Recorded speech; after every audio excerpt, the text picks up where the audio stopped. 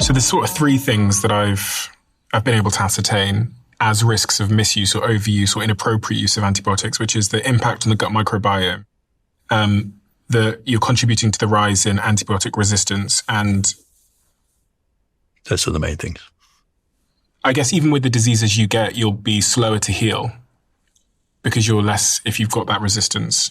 That is one of the things that we do see, particularly those who are long-term ill, that they lose some of their healing capacity. And that's so much of the work I do is to aim to put some of that right. And there's links to colorectal cancers? Yeah. Well, that's it, because we're talking about the microbiome, you see. So those are the cancers in the lower gut. And we know that the microbiome is a major factor in how well the gut is. So things like Crohn's and ulcerative colitis and cancer of the bowel, very closely linked to the state of the microbiome. Okay. So are there alternatives on this table or in the world of plants to antibiotics that I should maybe also consider? Instead of just jumping straight to antibiotics for everything that I experience. Yes. If you've got a serious gut or other infection, you may need the antibiotic. So let's put that straight away. But if you've got a cold, flu, virus, a viral problem, particularly the airways, antibiotics will have no use at all, and B, as we just said, they just add to the risk of more. Because every time you take an antibiotic, you're growing a small population of the species of bacteria that's affected who are resistant to that. It's natural selection. Though you have 1,000 little bacteria, that's a small amount by their terms, and you kill 999 of them, the one that survives will then become 2 in 20 minutes and 4 in 40 minutes and suddenly become a new population. And, I duck that bullet. And so that group of bacteria will already be resistant. So we're creating resistance every time we use an antibiotic. So let's try and doing something else, shall we? So let's say you've got a cold. You're feeling the cold. It's got a good name, by the way. So cold is one of the things you feel when you've got a cold. And that's interesting because in former times, we didn't have tests, we didn't have laboratories, we didn't have paramedics, we didn't have people poking things in you. All we could know is what it felt like. And when you've got a cold, you often feel cold and you feel chills and you want to wrap up and you want hot water or you want to have a hot bath. All that in the old language meant that you were cold. And what you needed to do was to heat up. Now, you take this fella. This is ginger. It's grown widely around the world. In its original Asian form, it was made extinct around the time of the Romans. So popular was it. And ever since, all the ginger since of this species has got to be going from rootstock because it no longer seeds itself. So this has been the most valuable natural commodity ever. In its dried form, worth more than its weight in gold. And, the reason why all those Europeans ended up in Asia, running India and the Dutch and Indonesia and so on, is because that's where these things came from. That's where the spices came from. And so we decided, like good capitalists, to go and control the business. So ginger became very popular over here because we don't have nothing like it over here. The nearest thing we got is horseradish, which I promise you is no substitute for this. So how do we use this? We've got a knob of ginger here about the size of your thumb. That's about a good dose. You grate it, fresh ginger, into a mug. Can you do that for me? We've got a grater. I've got a grater there for you. So we've got here a piece of ginger as I say, about the size of your thumb. The thumb's a good measure because it's your measure. So if you're a small person, you'll have a small thumb. But I'm a bigger person, so I'm going to use... And you literally... It's making a bit of a mess here. But when you're doing this at home, you don't mind a bit of mess. So you're literally grating, and it grates nicely, doesn't it, into a mug. And let's say that was the whole thumb. I don't want to take up too much time on this. And then... the one thing that works brilliantly with ginger is cinnamon. Now, this is cinnamon you buy in any shop, it comes in different forms. There's one from China called cassia, which looks like one big curled bark. Yeah. If you look at this one, you'll see that it's tightly wrapped with lots of little filaments in it. Yep. That's the one you go for. It's more aromatic, and you either grate that with if you've got a spice mill, or you take a teaspoon of it. Let's say there's a teaspoonful, and you put that in your mug. So that's ginger and cinnamon. Ginger and cinnamon, that's it. Then you add your hot water. There.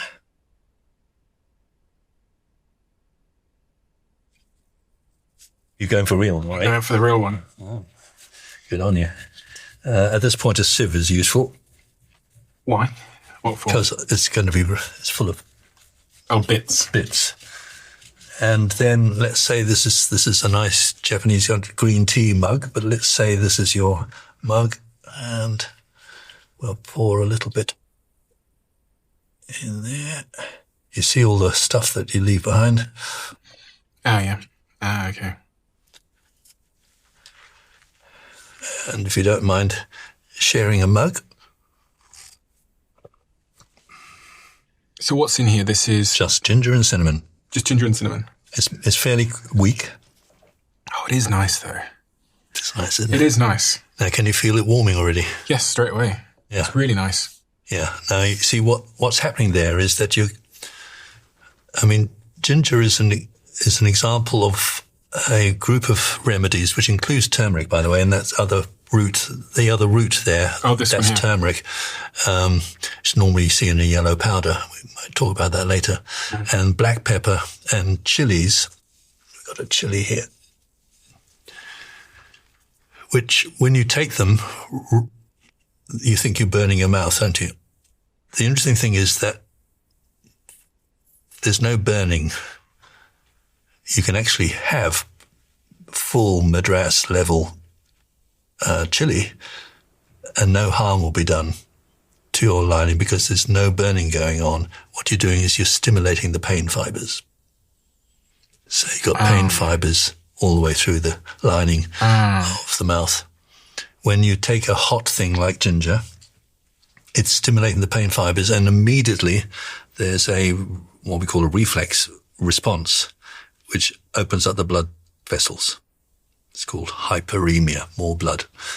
And the vessels lining these mucosa, the ones that you just swallowed and including a little bit up in the nasal passages, are opening up. The mucus cells producing mucus will loosen up and you get more runny mucus, which is helping to flush through the grot on the mucosa. And the main thing you feel is the warmth. Mm-hmm. And if you're dealing with something down here in the lungs, you'll actually start bringing up more gunk up the airways. There's a natural escalator that we use the body uses to get stuff out of the lungs. Mm-hmm. That's stimulated. And the mixture of cinnamon and ginger was created, I think, in heaven.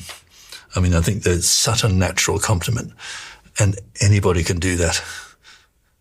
And the point about it is that it's warming, and in the old days, that was the key thing. Didn't matter if you had a headache or a joint pain or a menstrual cramp. If you wanted to put a hot water bottle on it or heat it up, then that was a cold problem. And putting a heating medicine would begin to make a difference. So you can use the same thing if you have a headache and you want to put a hot pack on it. If you've got a menstrual cramp and you want to put a hot water bottle on it. If you've got a joint pain and you want to put a heating liniment on it, you can use the same thing. Ginger with just cinnamon. Because it's heating. Mm. And that's simple, old medicine. So when you're experiencing different types of pain or a cold, then cinnamon and ginger are good. Well, only if it responds to heat. Now, if you want to put an ice pack on, I mean, the old doctors, when someone came with a migraine, would say, tell me, would you prefer a hot pack or an ice pack for your migraine?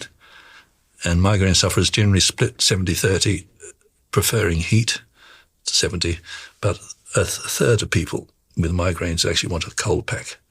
You don't use ginger for that. You use cooling remedies, which we might come on to later. Okay. My girlfriend, she drinks ginger tea all the time, almost every day. Yeah, she likes the heat. She likes the heat. Yeah. She drinks it before bed as well. Can help with sleep if that's the way it goes. I mean, people are different. And there are some people who can't take ginger at all because their stomach objects, or because it, literally heats them up too much. So they get stimulated by it. But that's where the individuality comes in. Okay, so any condition where I might be looking for heat, ginger and cinnamon. First place to go. First place to go. Yeah, you could, if you wanted to be Tex-Mex, you can take the chilies. As well. We think of them as a much more extreme version of the heating. And, remind ourselves, it was only when the Europeans discovered Americas that chilies became used over here. Can you imagine an Italian meal without tomatoes and chilies? But in the old days, there were none of those because they all came from America. But chilies were the American equivalent of ginger, used for the same purpose. So if someone comes to you and they say, Simon, when should I use chilies as a form of medication? What would you say? First of all, I don't know yet. And, if I'm dealing with someone at a distance, online or on the phone or something, and they say, what should I try? I said, the first thing to do is you figure it out. You could start with herbal teas. You aren't, are you? I'm going to drop it into here. Is that a bad idea? Yeah, no, go for it. But you should notice that should be quite a hot one. I will suggest that they start with herbal teas, because herbal teas are a very low dose, but they'll allow you to figure out what suits you. And you can divide, as I was hinting at earlier, old medicines were often divided into those that were more warming, that we would now call stimulating circulation, and more cooling, which we would now translate as stimulating digestion. And depending on which of those you prefer would really give me a clue. So if you were looking at warming remedies, it could be ginger tea, it could be fennel tea. That's a warming remedy, or it could be cinnamon, or any of the spices. Cardamom is one of my favorites, by the way. I use cardamom. This is the cardamom pods. Inside are little black seeds. Absolutely lovely taste. Do you know him? Do you know cardamom? Have you tried it? Not really, no. Oh, have a bite of that. Do I just bite the seed? Yeah, just bite into it. You don't, just get a hint of the taste. In many parts of the Mideast, cardamom is one of the main flavors, things like coffee and so on. Reminds me of, I was going to say Indian food that I've had. Yes, used a lot in India. And in China, it's a convalescent tonic. So they use it when people are building up their digestion after being ill for a long time. They will often use cardamom. It's one of my favorite remedies for that. When people really run low, their digestion isn't functioning. It was appeared in one or two of these stories I've got here, because I prefer that to most of the other spices when I need warming, as I said before, but also sustaining and nourishing. So you ask them, do you prefer teas that are warming, or would you like something more cooling? And now one of the most cooling remedies that people know about is this, which is mint. That's spearmint. The best one is peppermint. Ooh. It's got a lovely smell, hasn't it? Yeah. That has always been thought of as cooling. And it's a simple test. Would you prefer ginger or peppermint tea? And already you're beginning to narrow things down a bit. The main cooling remedies throughout history, from very beginning, and in every part of the world, you'll find them saying exactly the same thing.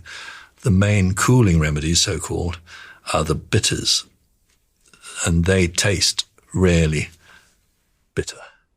When you say cooling, you mean I feel hot, so I want something to cool me down. That's right. And there's certain conditions where I'll feel hot. Fever. And they were often used to manage fever. Okay. And You remember when we were young, we were told, if you've had a big meal, don't go swimming.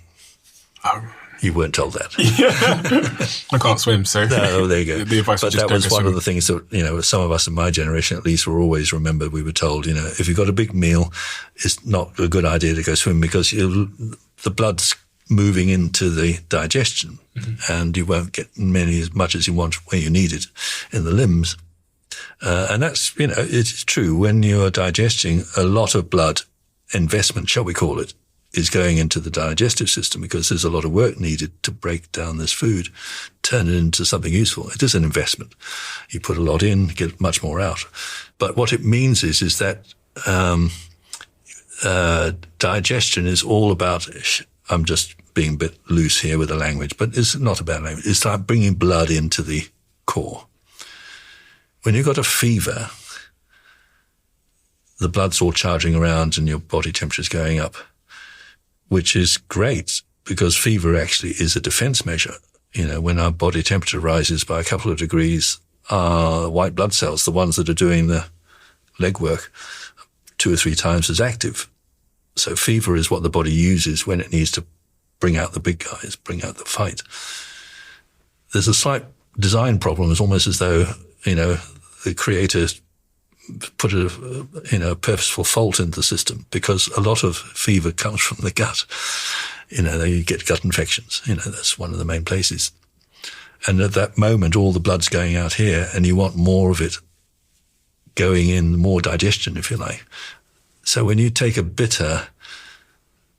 taking a bitter, you're actually triggering taste buds up here. A bitter? A bitter, something that tastes bitter. Are there any plants that are bitter? Yeah, bitter plants are very common and were highly valued in the old world. In our times, probably the most bitter plant that people used in European terms was something called wormwood. Now, you may not be familiar with that word, but the French for wormwood is vermouth. And you think of the use of a drink before a meal. Mm-hmm. The idea was they used to call it an aperitif, something that stimulated your appetite. Mm. So they would use bitters to improve your appetite, and a low level of wormwood would be one of them. Dandelion and burdock are 2 other bitters, which we now have as a soft drink, particularly in America. And we know that bitters do switch on the appetite, so we sometimes use them when appetite is poor. And, there's all sorts of reasons why you've got a low appetite, but bitters can really help, particularly if you're recovering from an illness. They can help with getting the digestion juices flowing and the appetite up.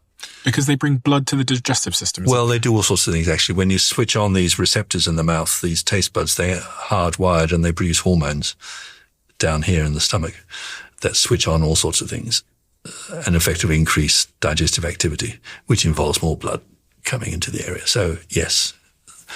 Let's imagine you're living in some part of, the desert area in the Middle East. You're eating a sheep or something that hasn't seen a refrigerator and is a bit dodgy, and you think after a meal, you turn to something easily available in that part of the world. It's a plant called Caffea arabica. We call it coffee. You ground the coffee into a sludge at the bottom, pour a bit of hot water and drink that straight. That's a bitter. So if you ever had an espresso without sugar, that's a bitter. Okay. And that was used as a digestive. In other words, after you're eating, it would help cope with some pretty rough food. So bitters were always seen to be good for your digestion and appetite. And in fever, that actually meant lowering your body temperature. And we can see that happening. It means that some of the anger out here just gets sublimated into digestion. So that was where the bitters got their cooling reputation. And we can now laugh at this is all medieval nonsense. But the point that I keep coming back to when I'm seeing patients, I start with that blank sheet of paper. It's because the only test of what these do to you is to take it. And as you notice with your ginger and cinnamon, you don't need long. You've got it there straight up. And, if I give a bitter to somebody, and, someone is really bitter, they will know within an hour or so what effect it's having. What you just listened to was a most replayed moment from a previous episode. If you want to listen to that full episode, I've linked it down below. Check the description. Thank you.